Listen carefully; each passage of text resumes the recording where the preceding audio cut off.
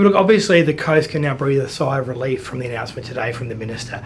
What this means is that an open public inquiry will be held, and I want to congratulate the Minister on appointing Rosalind McCulloch, a very experienced lawyer with 30 years legal practice, who will be heading up and be the commissioner of this inquiry.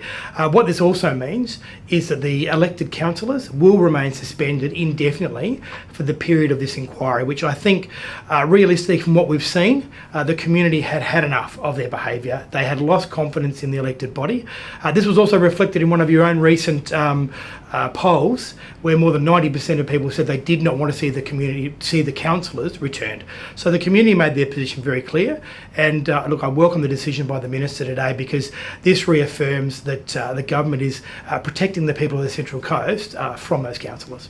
And how will the public, directly be able to be engaged in the inquiry? Yeah, look, we would absolutely welcome people to come forward and give evidence, whether they be former council employees, members of the public. It is an open and public inquiry, so we encourage all of them to make their submissions. And obviously, the accessibility to the Commissioner will be very open, very wide-ranging, because the Minister wants every stone turned over to find out what was underneath it.